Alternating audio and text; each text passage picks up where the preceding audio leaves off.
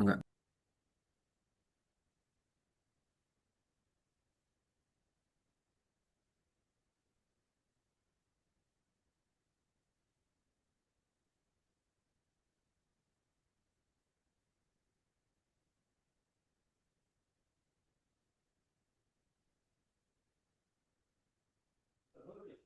Request dulu ya. Hmm?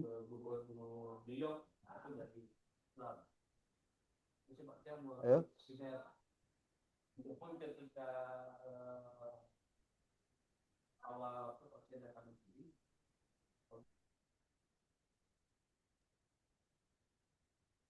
Oh iya guys, lupa sebelum mulai sebelum mulai tadi ada post test dulu ya. Enggak. Recording Ya in post test, progress. pretest, pretest. Pretest.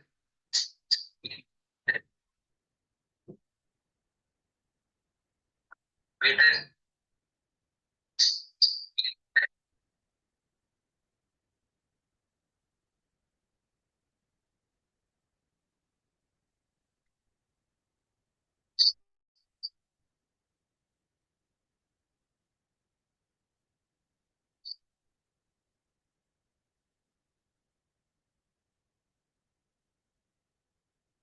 Oke teman-teman sudah melakukan pretest ya. Dan di sini ada kelompok 4 yang dianggotai oleh Setiawan, ada Nurul, ada Akmal dan satu lagi Rizky ya. Silakan kepada kelompok 4 yang 4 tersebut untuk menyampaikan materi studi pengetahuan, studi pendahuluan dalam penelitian. Silakan. Oke, terima kasih kepada moderator yang telah memberikan waktunya kepada kelompok 4. Saya sebagai kelompok 4 akan membahas tentang materi studi pendahuluan dalam penelitian. Next.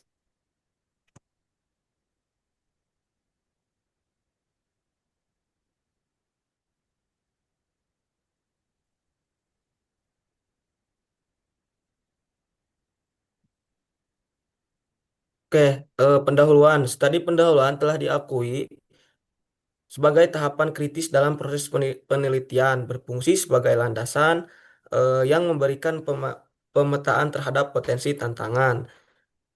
Contohnya itu semakin berkembang di berbagai bidang, misalnya dalam penelitian pendidikan, di mana studi pendahuluan digunakan untuk menguji keandalan instrumen seperti kuesioner sebelum diterapkan secara luas.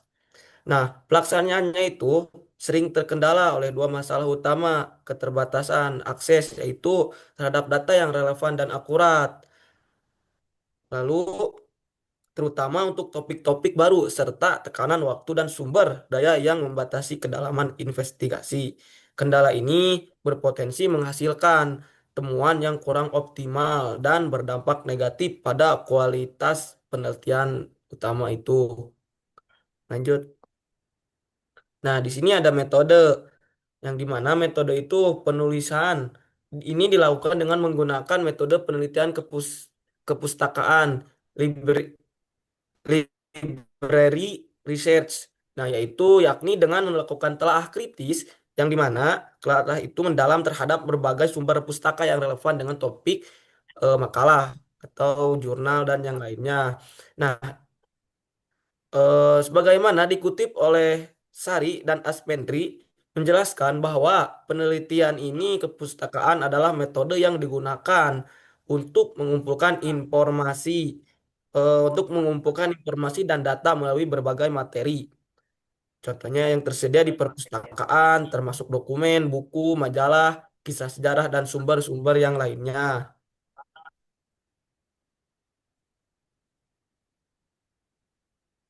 Nah, langsung di situ ada pengertian studi pendahuluan.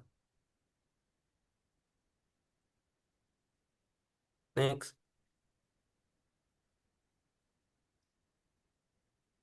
Nah, di sini studi pendahuluan ialah tahap kedua dalam penelitian.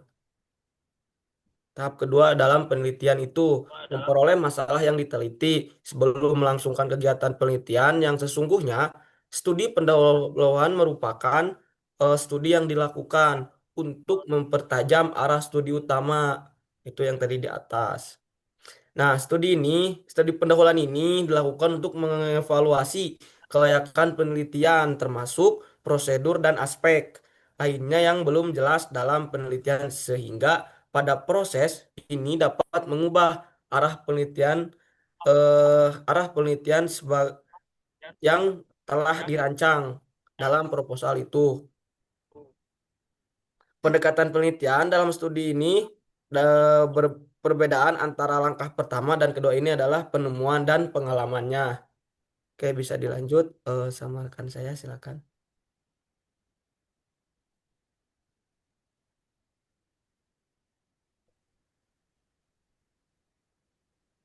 Oke, baik. Selanjutnya itu ada pentingnya studi pendahuluan dan penelitian. Yang pertama itu ada meminimalisir risiko dan ketidakpastian. Nah, maksudnya itu pasti di dalam penelitian ini kadang ada aja gitu hal-hal yang tidak bisa diprediksi. Misalnya seperti alat ukurnya itu kurang tepat gitu, responden yang sulit ditemui, atau ada data yang tidak sesuai. Nah, lewat studi pendahuluan, peneliti ini bisa melakukan uji coba kecil terlebih dahulu. Misalnya nih, uji coba kecilnya itu, misalnya si peneliti ini ingin meneliti pengaruhnya media sosial terhadap konsumtif remaja gitu. Nah, sebelum menyebarkan kuesioner terhadap 200 siswa, nah, si peneliti ini melakukan uji coba kecil terlebih dahulu. Seperti apa? Seperti mewawancarai terlebih dahulu. Nah, supaya mengetahui mereka ini terhadap misalnya ada kekurangan terhadap pertanyaan kuesioner. Nah, misalnya seperti pertanyaannya itu sulit dimengerti gitu, dimengerti oleh si siswanya tersebut. Nah, di situ kita bisa mengevaluasi pertanyaan tersebut dengan menggantinya pertanyaan apa nih yang lebih tepat dan sesuai untuk tahapan untuk di penelitian gitu. Nah, yang kedua itu ada menyempurnakan desain penelitian. Nah, maksud dari menyempurnakan desain penelitian itu memperbaiki dan memantapkan rencana atau rancangan penelitian agar penelitian utama itu berjalan lebih efektif dan efisien. Jadi di desain penelitian itu ini ada yang Nah, jadi di desain penelitian itu biasanya itu termasuk seperti bagaimana sih cara mengumpulkan data gitu. Siapa aja nih yang jadi subjek gitu. Subjek penelitiannya siapa gitu. Nah, alat atau instrumen apa yang harus kita gunakan gitu. Dan bagaimana cara menganalisis hasilnya itu seperti apa. Nah, lewat studi pendahuluan, peneliti ini bisa melakukan apakah desain atau rencana ini tuh sudah tepat gitu. Apakah ada yang harus diperbaiki atau tidak gitu. Nah, selanjutnya itu yang ketiga itu menghemat waktu dan sumber daya. Jadi melalui studi pendahuluan, peneliti ini bisa tahu gitu mana yang efektif dan mana yang tidak. Jadi sehingga tidak membuang waktu, tenaga gitu, bahkan biaya gitu. Nah, jadi dengan studi pendahuluan, peneliti ini bisa tahu nih apa aja yang salah sejak awal. Jadi tidak perlu mengulangi penelitian besar gitu. Itu artinya bisa menghemat waktu, tenaga, bahkan uang gitu ya. Nah, yang keempat itu ada mengembangkan hipotesis dan kerangka teoritis.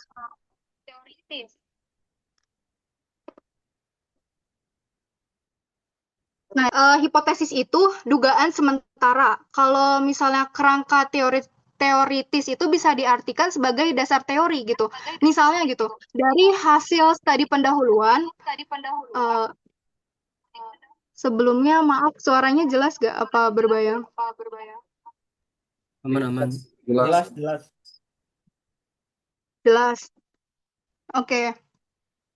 Nah, yang keempat itu ada mengembangkan hipotesis dan kerangka teoritis. Nah, hipotesis itu bisa diartikan sebagai dugaan sementara gitu. Kalau kerangka teoritis itu dasar teorinya gitu. Misalnya nih, misalnya dari hasil studi pendahuluan, peneliti ini ingin meneliti bahwa remaja ini membeli pakaian atau aksesoris setelah melihat influencer di TikTok gitu dan Instagram. Nah, sehingga si peneliti ini membuat dugaan sementara. Nah, itu tuh hipotesis. Jadi membuat dugaannya itu seperti kayak bahwa semakin sering remaja menggunakan media sosial, semakin tinggi keinginan mereka untuk membeli barang-barang yang sebenarnya itu tidak terlalu mereka butuhkan gitu.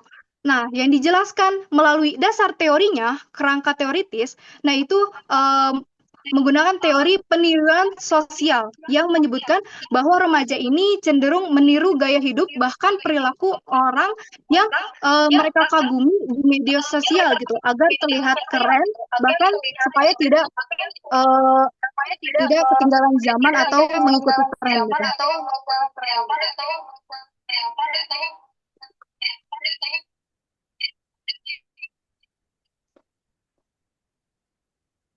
Selanjutnya ada peran studi pendahuluan dalam merumuskan masalah penelitian. Nah, yang pertama itu ada menyempurnakan pertanyaan penelitian. Nah, yang A itu ada merumuskan ulang pertanyaan penelitian.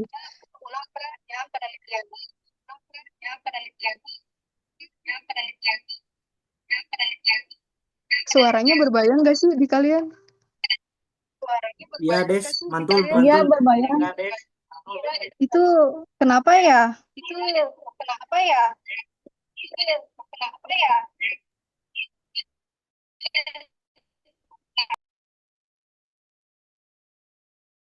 Udah aman. Sok, dilanjut. Kelas disiplinnya untuk menyelesaikan masalah kita. Off mic atau Despi.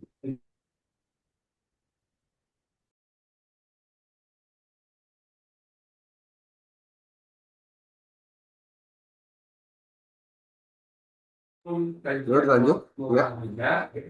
Terus lagi Benten Despi, eta mic-nya masih mati. Oh iya, maaf. Nah, selanjutnya itu ada peran studi pendahuluan dalam merumuskan masalah penelitian. Nah, yang pertama itu ada menyempurnakan pertanyaan penelitian. Nah, yang A itu merumuskan ulang pertanyaan penelitian. Nah, jadi setelah si peneliti ini turun ke lapangan, baca data atau wawancara singkat, bisa saja ternyata masalah yang mau diteliti itu bisa berbeda dari dugaan awal gitu. Misalnya contohnya itu seperti awalnya peneliti ini mau meneliti apakah media sosial itu mempengaruhi prestasi belajar. Tapi setelah observasi, ternyata sering mengganggu belajar adalah aplikasi TikTok, bukan semua media. Pertanyaannya, jadi bagaimana pengaruh pengguna TikTok terhadap konsentrasi belajar siswa gitu.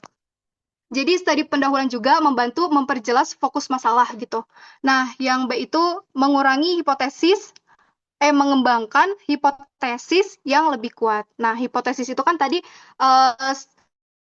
dugaan awal gitu. Nah, jadi lewat studi pendahuluan, dugaan itu jadi lebih berdata karena sudah ada data awalnya. Contohnya dari hasil studi awal, peneliti ini melihat bahwa siswa itu sering buka TikTok saat belajar, jadi sulit fokus. Nah, maka muncullah hipotesis yang lebih kuat. Nah, semakin lama durasi penggunaan TikTok, semakin rendah tingkat konsentrasi belajar siswa.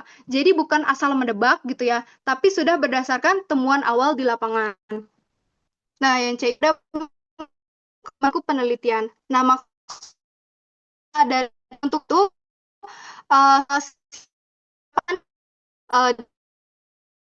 sejauh itu ada menentukan relevansi masalah penelitian dengan literatur atau konteks sosial. Nah, yang A itu ada verifikasi relevan dengan literatur. Nah, maksud dari verifikasi itu artinya memeriksa atau memastikan Kalau literaturnya itu buku, jurnal, atau hasil penelitian sebelumnya gitu. Jadi maksudnya itu peneliti ini membandingkan hasil studi awal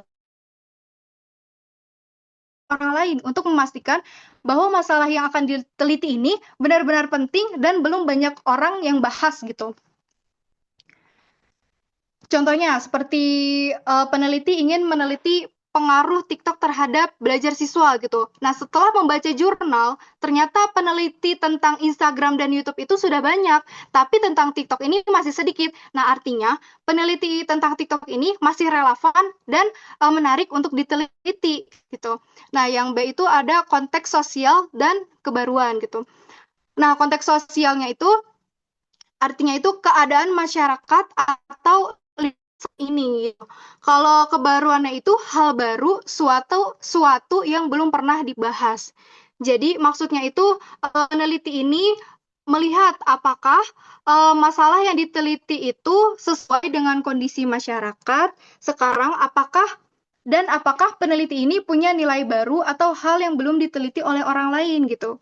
Misalnya kayak sekarang itu banyak siswa yang sulit fokus belajar karena sering buka TikTok. Nah, masalah ini sesuai dengan kondisi saat ini, relevan dengan keadaan kehidupan nyata dan juga baru karena fenomena TikTok ini belum lama muncul. Jadi gampangnya itu peneliti memastikan topik yang akan diteliti ini masih penting, bermanfaat, sesuai dengan keadaan sekarang dan belum banyak diteliti orang lain. Mungkin cukup dari saya. Next ke pemateri selanjutnya.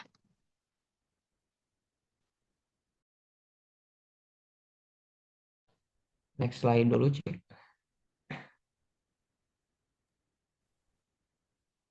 Nah, lalu penjelasan selanjutnya itu ada jenis-jenis studi pendahuluan dalam penelitian. Nah, yang pertama ini ada studi literatur. Nah, studi literatur ini dapat dilakukan dengan proses pengumpulan dan analisis. Nah, studi literatur ini eh, dapat dilakukan dengan proses pengumpulan dan analisis lebih lanjut. Nah, dan mengenai informasi yang sudah ada dalam bentuk jurnal, artikel, buku, dan sumber lainnya. Nah, tujuan studi ini yaitu memahami konteks dan perkembangan terkini dalam suatu bidang.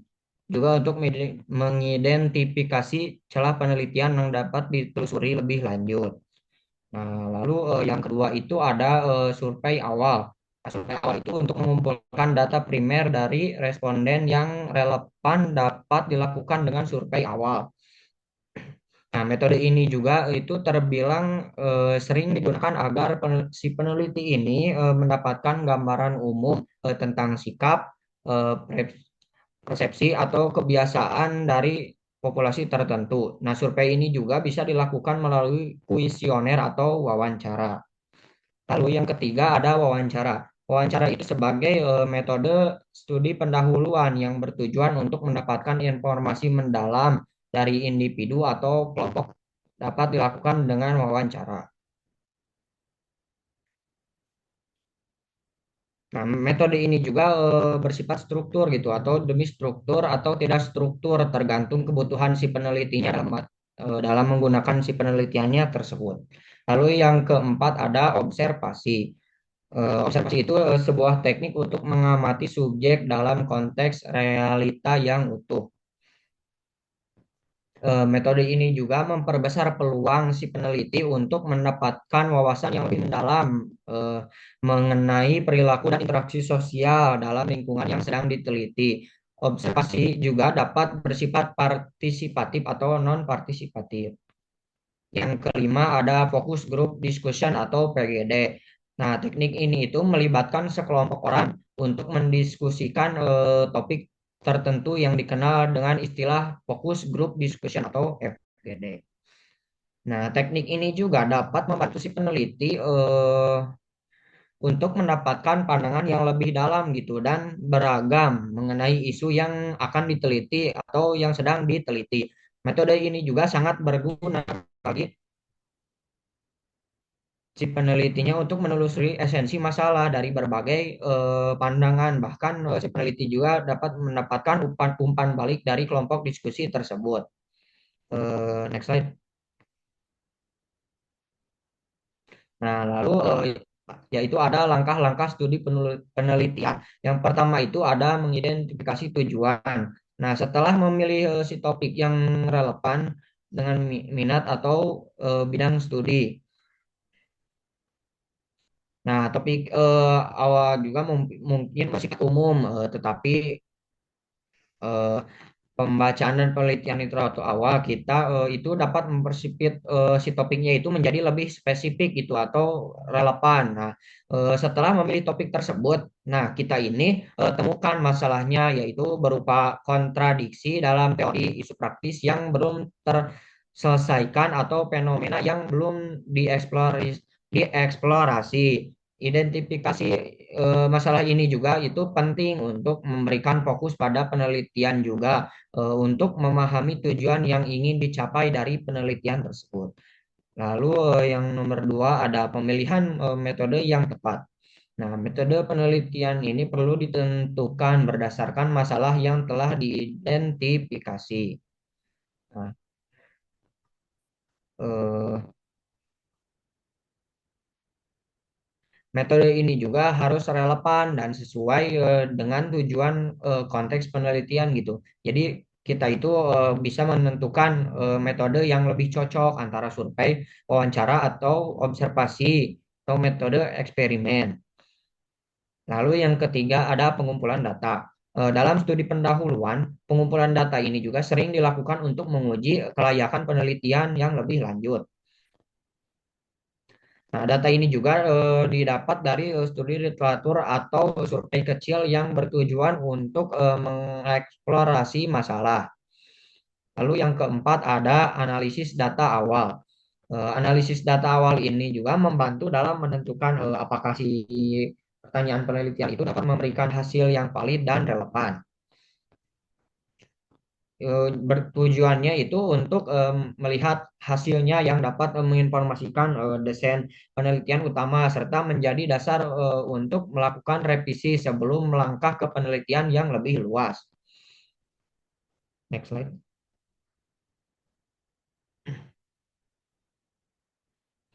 Nah, lalu yang ke materi selanjutnya itu ada manfaat studi pendahuluan. Nah, manfaatnya itu yang pertama itu bisa mengetahui dengan pasti apa yang akan ditelitinya. Lalu yang kedua itu tahu di mana atau kepada siapa nih si informasinya itu diperolehnya gitu. Lalu yang ketiga itu tahu bagaimana cara memperoleh datanya atau informasinya. Lalu yang keempat itu dapat menentukan cara yang tepat untuk menganalisis datanya. Yang terakhir itu tahu bagaimana harus mengambil kesimpulannya serta memanfaatkan si hasilnya tersebut. Kasih dilanjut ke pemateri selanjutnya.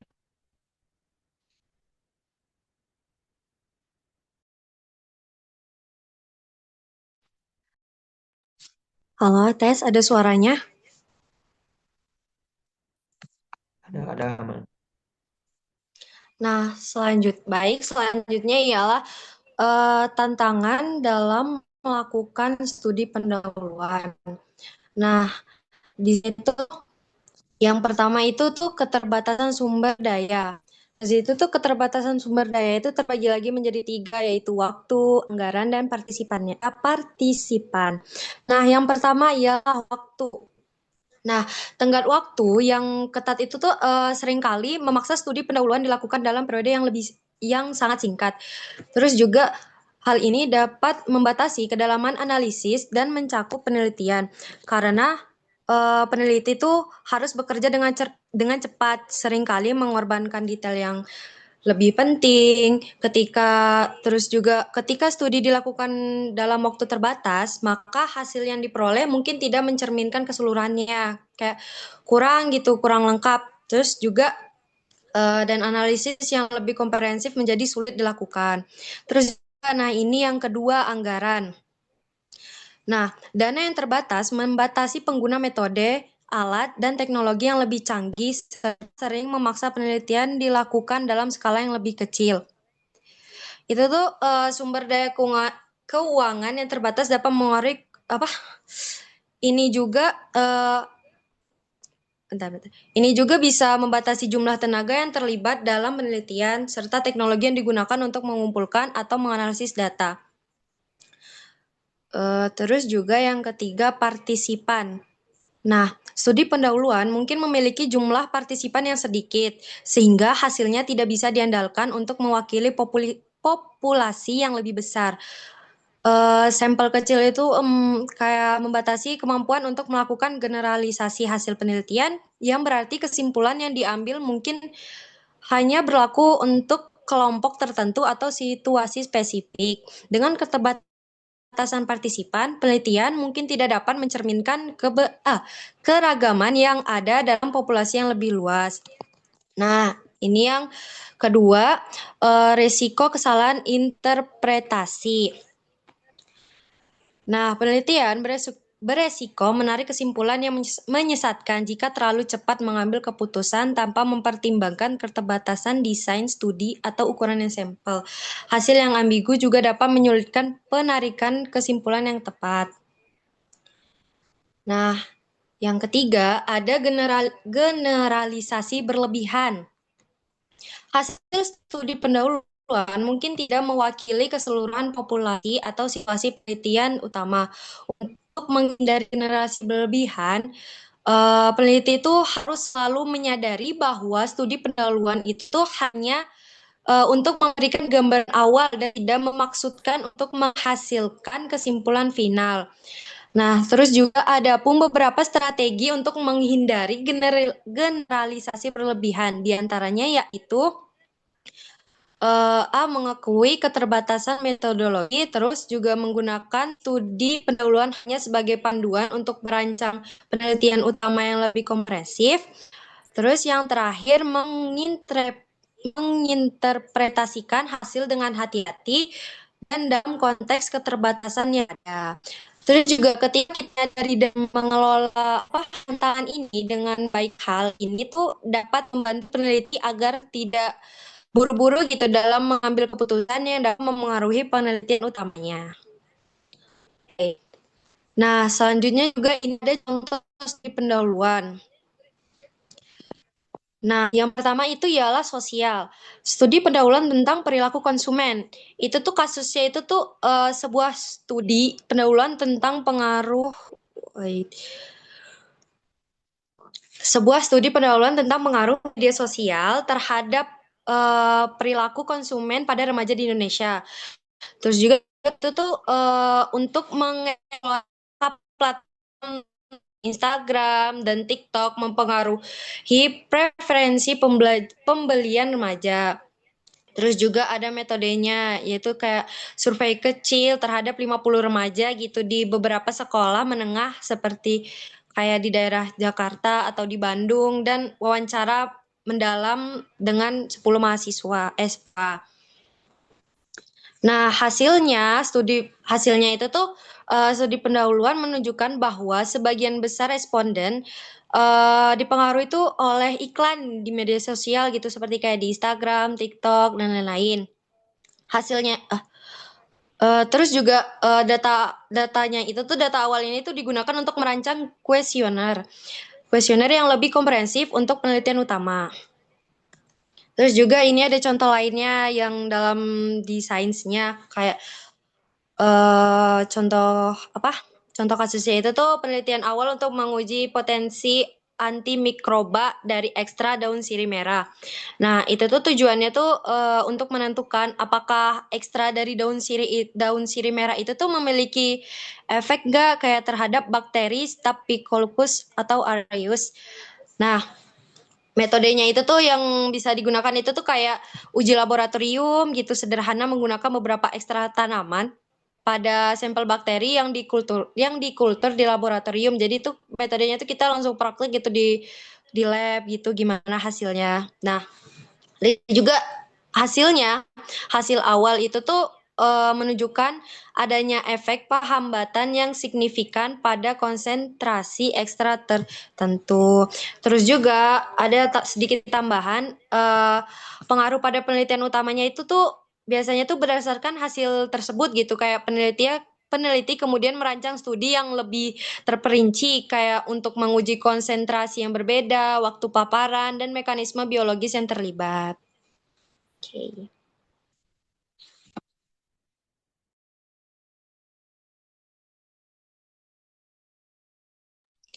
Kembali lagi ke moderator. Oke, terima kasih kepada kelompok 4 yang sudah memaparkan materinya. Sebelum ke sesi pertanyaan yang akan ditanyakan oleh kelompok 6, sebelumnya dari teman-teman barangkali ada yang mau menambahkan terlebih dahulu, silahkan.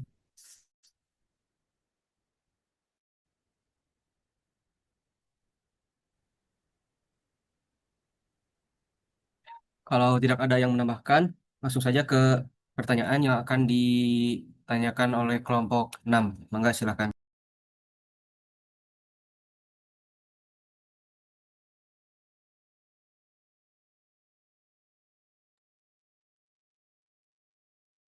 Baik, terima kasih kepada moderator yang telah memandu acara perkuliahan kali ini. Saya dari kelompok 6, nama saya Gatandra Fani Azam dengan NIM 12320202003. Ingin sedikit mempertanyakan kepada kelompok 4. Pertanyaannya itu sebetulnya sederhana sekali. Nah, yang menjadi pertanyaannya itu, nah, jika paradigma positivistik menekankan pada objektivitas dan verifikasi, mengapa pendekatan interpretatif tetap dianggap sahih dalam penelitian sosial? Apa yang mendasari secara epistemologis tersebut?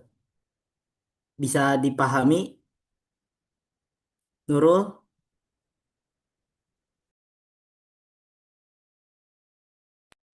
Baik, Oke, terima kasih terima kasih. kepada Saudara Gatan yang telah memberikan pertanyaan. Saya ulang lagi pertanyaannya, yaitu jika paradigma positivistik menekankan pada objektivitas dan verifikasi, mengapa pendekatan interpretatif tetap dianggap sahih dalam penelitian sosial? Apa dasar epistemologis yang membenarkannya? Silakan kepada kelompok 4. Silakan kepada kelompok 6 anggota yang lain untuk bertanya ke kelompok 4.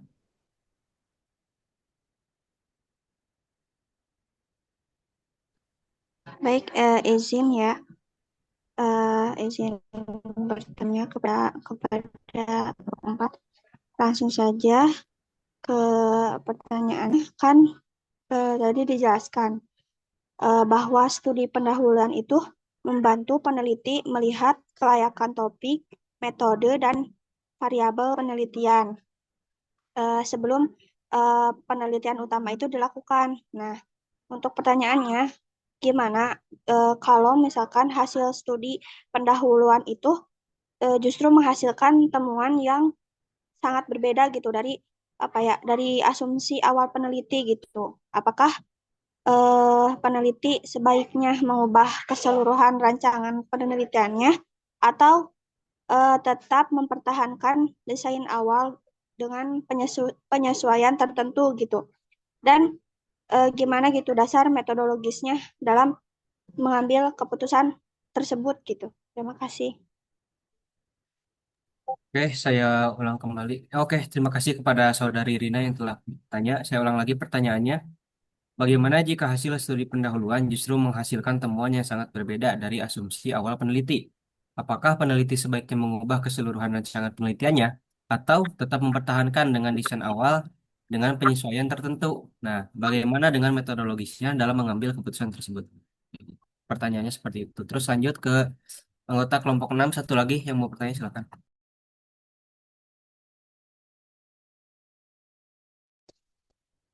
Izin ya, dari tadi yang dipaparkan oleh Akmal, itu kan ada jenis-jenis studi pendahuluan. Nah, dari berbagai jenis studi pendahuluan yang tadi, mana yang paling efektif dalam konteks penelitian pendidikan dan mengapa jenis tadi itu efektif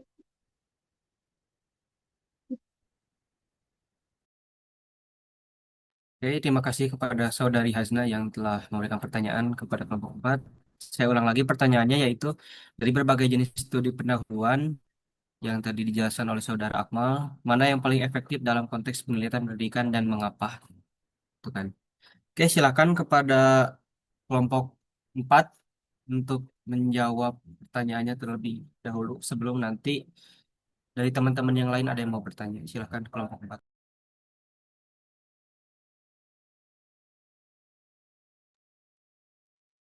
Oke, izin menjawab pertanyaan dari Gatan.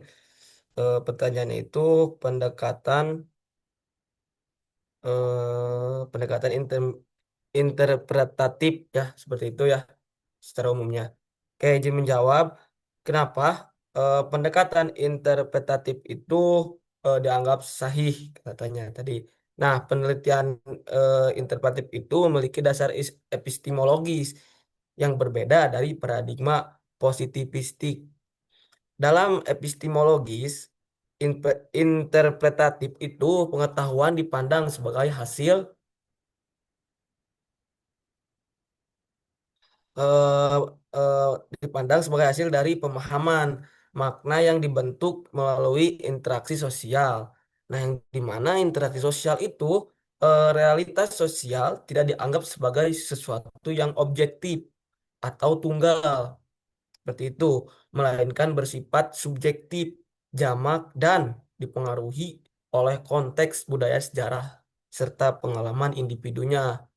Nah, pendekatan ini itu menekankan bahwasannya memahami fenomena sosial itu peneliti harus masuk ke dalam dunia makna subjek penelitian atau turun kalau bahasa kita itu turun ke lapangan seperti itu.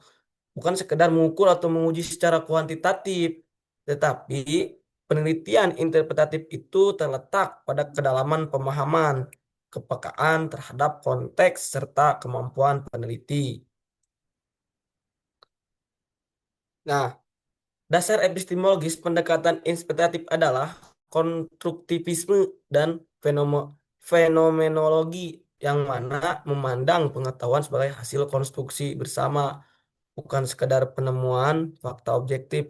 Karena meskipun tidak menekankan verifikasi sebagai paradigma positivistik, pendekatan interpretatif itu eh, tetap sahih dan relevan untuk memahami realitas sosial yang kompleks dan dinamis. Nah, seperti itu eh, yang saya pahami tentang pendekatan eh, positivistik dan pendekatan apa itu interpretatif seperti itu.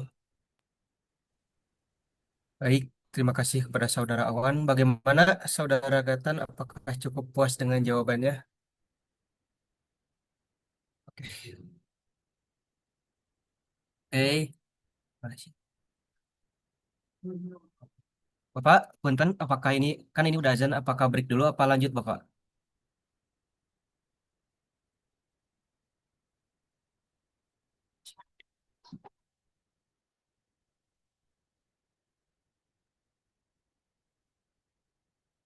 Bapak, punten, mau lanjut dulu atau mau break dulu, Bapak?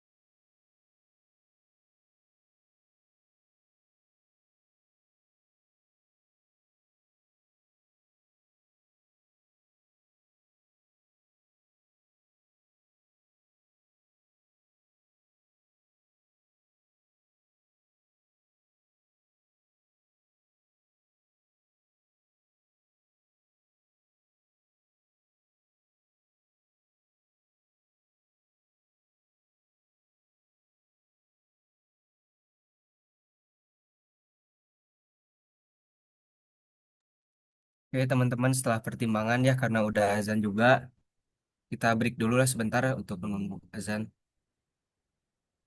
Gitulah. Sampai apa tadi? Sampai ya? Jika sambil menunggu kelompok 4 berdiskusi untuk menjawab pertanyaan yang dilontarkan, yang dipaparkan oleh teman-teman kelompok 6. Jadi kita break dulu sebentar.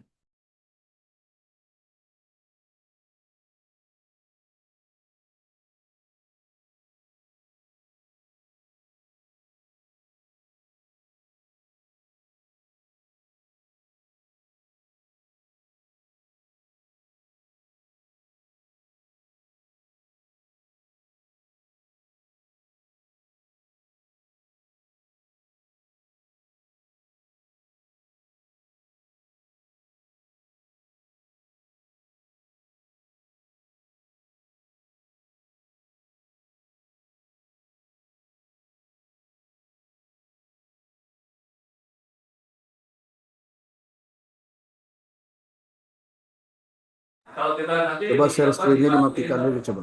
ini resikonya penuh. Nanti sudah Ya Pak, berapa? pilihan itu Share screen-nya dikeluarin.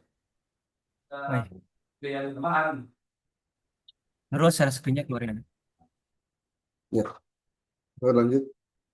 Oh, yang juga apa? Ya.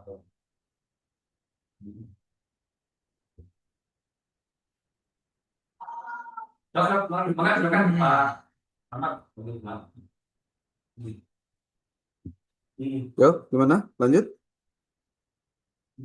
Oh iya Bapak, tadi saya mau bertanya ini, kan ini udah Azan saya dulu gitu. kan mau break dulu apa lanjut dulu? Stop dulu aja ya. Ya, sebentar paling. Ya Pak, siapa?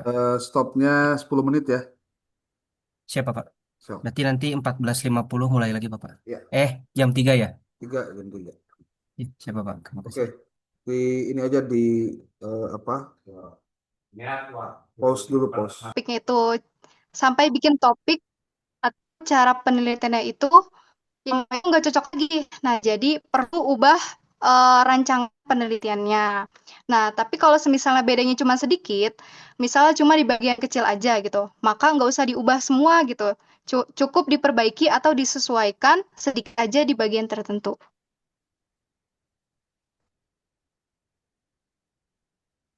Cukup.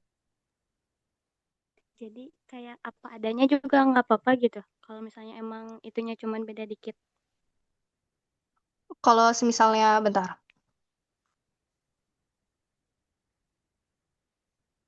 Tadi kalau misalnya beda dikit, itu tuh kayak misalnya nih, misalnya contoh awalnya itu si peneliti itu mau pakai angket aja gitu, tapi ternyata si siswanya itu lebih nyaman diwawancarai gitu. Jadi si peneliti itu cukup mengubah atau menambah sedikit metode wawancara. Ya, ya. Gitu, Putri. Makasih. Ya, ya, sama. Terima kasih kepada saudara Despi yang telah menjawab, saudari Despi yang telah menjawab pertanyaan dari saudari Putri. Gimana kelompok 4 mau ada pertanyaan lagi apa sudah?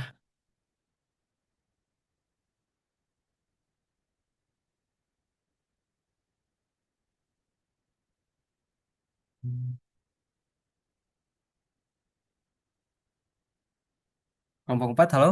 Mau ada pertanyaan lagi apa sudah dicukupkan aja? Dirasa dari teman-teman masih ada yang mau dipertanyakan, silakan. Jika Anjay, oke. tidak ada, eh, dirasa saya cukup seperti itu. Cukup saja sekian. Oke, Cukup saja. Coba dari Oke. penanya sunatnya ada nggak? Ada berapa orang? Udah 3 orang Bapak. 3 orang. Ya, Ada pertanyaan yang belum dijawab? sudah dijawab semua sudah Bapak. dijawab Pak semua. Oke. Bapak sudah mengirimkan link ChatGPT belum? Sudah Bapak. Yang tentang studi pendahuluan. Sudah. Oke. Jadi, oke, kita mulai aja ya.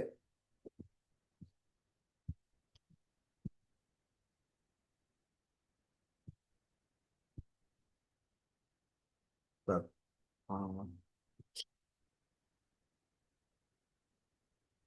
Oke, Assalamualaikum warahmatullahi wabarakatuh. Waalaikumsalam Bismillahirrahmanirrahim. warahmatullahi wabarakatuh. Pertama, terima kasih hari ini kalian sudah berkenan waktunya untuk diganggu hari Sabtu, eh, padahal mungkin dalam keadaan libur ya.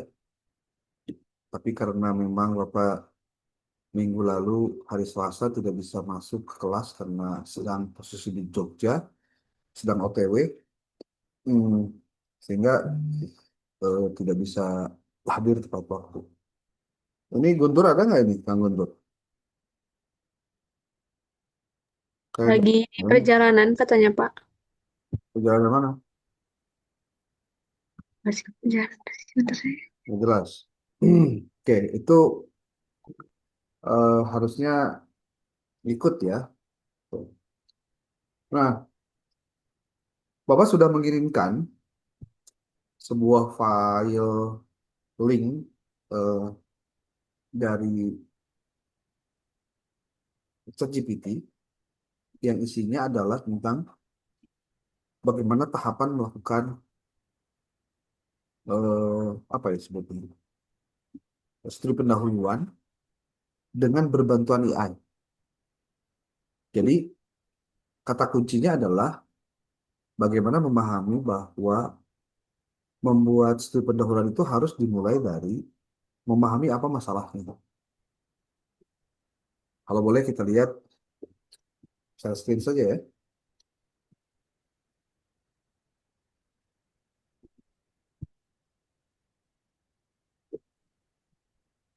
Hmm.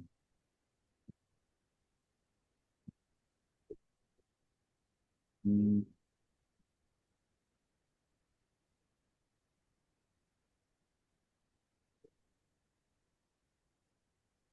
Hmm.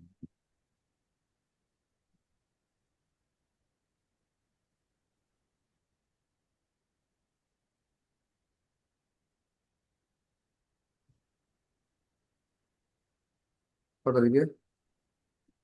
Studi pendahuluan ya.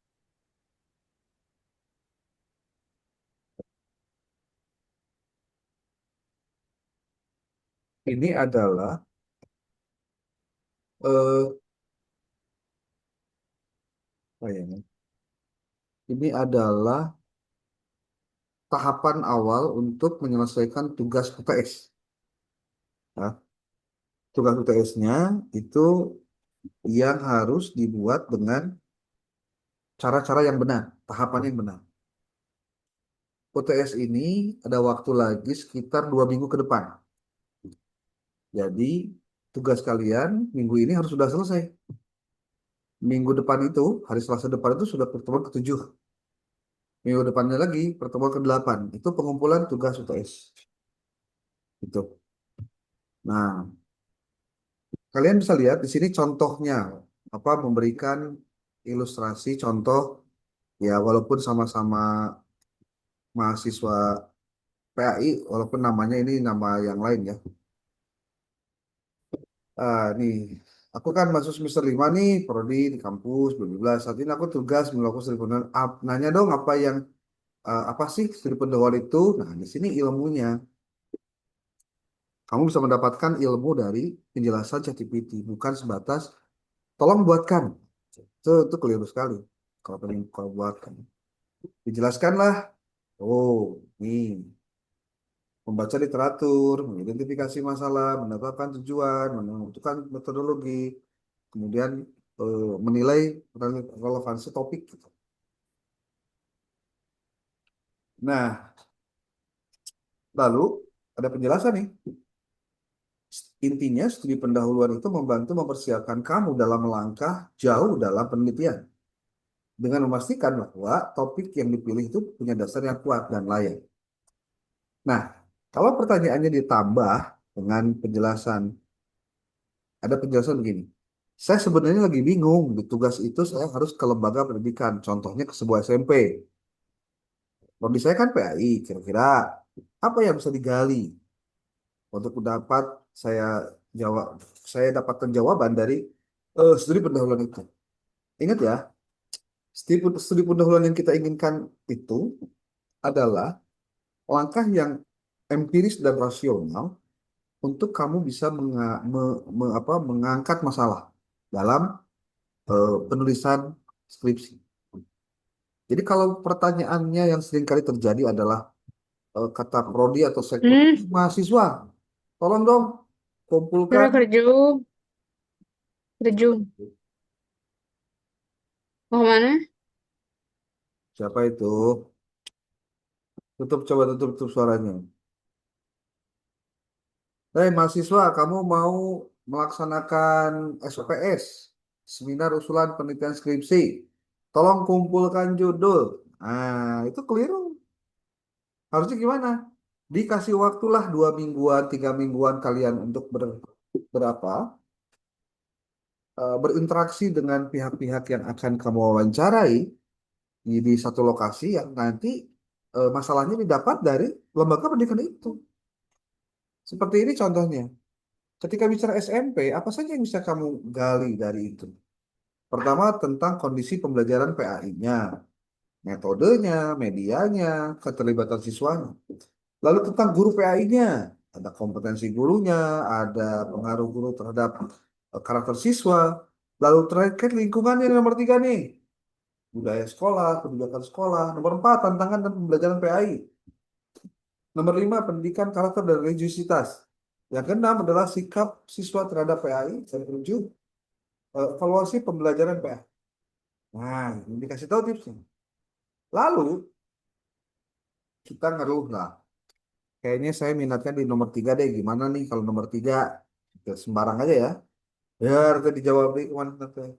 Bagus, kalau kamu tertarik mengkaji aspek ilmu sekolah, maka ada yang perlu kamu siapkan. Tuh, 2, 3, 4, 5.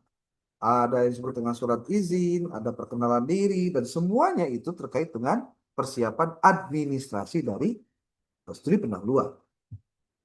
Kemudian ada fokus penelitian, tuh, tentang budaya sekolah, kebijakan, baru. Rencana observasinya disampaikan juga. Wawancara dengan studi diskusinya ada, tapi ini belum maksimal karena jumlahnya masih sedikit si pertanyaannya. Nanti akan di breakdown kembali. Ini pertanyaan kunci, ya. Lalu ada juga dokumentasi dan terakhir analisis data. Kemudian, bisakah kamu memberikan gambaran tentang pedoman wawancara dan untuk tema nomor 3 tadi? Kepada siapa saja dia harus ditanyakan? Dia jelaskan tuh pertanyaan ini pertanyaan template ya, yang kalau kemudian kamu dari pernyataan atau dari jawaban si responden kamu mendapatkan jawaban, berarti selesai. Tuh. Cukup, yang penting ada fotonya, kamu wawancara, selesai. Nah, ini contoh pertanyaan ini kalau buat guru, ini kalau buat kepala sekolah, ini kalau buat siswa, tuh sudah dijelaskan. Walaupun ini sebagian besarnya kita belum ada teori langsungnya, tapi minimal bahwa nanti bakal ada teorinya, kamu sudah siap. Gini loh, cara kerja sebuah skripsi ketika masuk ke PI. Kalau kamu mau bikin kayak gitu caranya, step by step, ya. Tuh, beres.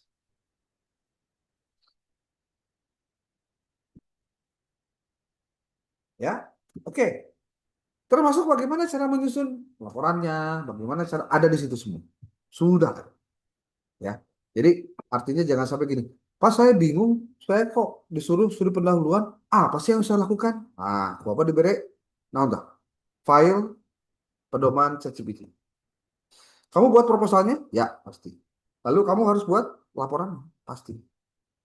Jadi kalau misal, nih, Pak siapa? Kayak kita pengen pergi keluar kota atau keluar negeri ya, yang memang harus ada visa, visanya nggak ada, ya pasti akan ditelusuri lah. Kenapa Anda kok nggak bawa visa? Ada apa? Kok Anda bisa begini, begini, begini ya? Ribet, ya, ribet. Ya. Kenapa itu harus dibahas? Karena prinsipnya lembaga lembaga pendidikan itu sudah seharusnya memberikan akses kepada para calon peneliti untuk belajar. Makanya kalau kalian nanti jadi kepala sekolah, jadi apalah ya, orang yang bergerak di IT contohnya, berikan kesempatan agar mereka mau belajar. Karena sebagai studi pendahuluan, itu loh. Studi, itu kalau untuk hal yang biasa. Gimana kalau riset? Riset apa lagi? Makanya sekarang kalau ditanya, Pak, kenapa sih Bapak mewajibkan kami di tengah-tengah harus menggunakan baju kebanggaan sebenarnya karena baju ini, baju apa? Baju seragam gitu. Tapi bertanya gitu, nanya-nanya. Sebetulnya nanya-nanya itu hanya satu bagian saja. Anda bisa mengeluarkan angket, bisa. Anda bisa menggunakan jabatan lebih tinggi, bisa. Yang pasti begini, eh, studi pendahuluan memerlukan komunikasi efektif antara kamu dengan kepala sekolah. Kemudian kalau ditanya, Pak, boleh nggak saya penelitian di pesantren? Pesantren itu bukan lembaga formal, dia lembaga non formal, ya. Jadi kalau misalkan yang ditelitinya adalah tentang BEM-nya gitu, itu bukan ranah kita. Ingat, bukan ranah kita. Ranah ke-PAI itu apa saja sih? Ya banyak yang tadi dijelaskan dalam pointer yang di ChatGPT juga itu adalah ranah PAI. Tinggal kamu copy dulu itu disimpan, lalu kamu masuk lagi ke dalam akunnya, lalu coba kamu berikan komentar ataupun artikel opini terkait itu. Ya, jangan sampai sayang eman-eman lah banyak kejadian bagus yang tidak terekam gitu. Ya, nah studi pendahuluan diharapkan bisa memberikan jawaban bahwa penelitinya bisa lanjut atau enggak sih penelitiannya. Artinya yang menentukan nanti apakah dia bisa lanjut atau tidak itu hasil dari melakukan polling sebenarnya gitu. Dan semua kita nih, semua kita eh, harus melakukan tahapannya dengan benar.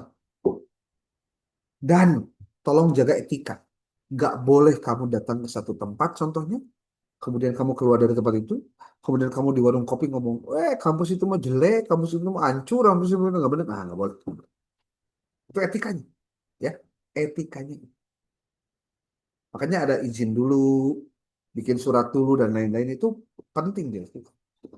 Ya, oke. Jadi waktu kamu 2 minggu untuk menyelesaikan eh studi pendahuluan. Sok. Ada yang nggak ngerti? Tanyakan. Japri boleh. Yang penting nanti dokumentasinya Assalamualaikum, cukup ya. Pak. Ya. Pak, mohon maaf, Guntur ini baru join lagi, Pak. HP-nya mati. Gitu. Mau. Terus jadi pastikan setiap orang yang mengerjakan tugas itu ke lapangannya cukup satu sekolah satu orang. Jangan satu lokasi digembrong ke 5 anak. Jangan. Nanti nggak nyaman kepala sekolah. Nggak nyaman juga gurunya. Ya. Di kemana tuh? Ya. Ngobrol aja yang benar. Ya. Oke. Ada pedomannya, wawancaranya ada di dalam ChatGPT. Kamu bisa kembangkan itu. Bisa. Ya. Oke. Ada yang mau disampaikan? Kita sudah 1 jam setengah lebih 10 menit.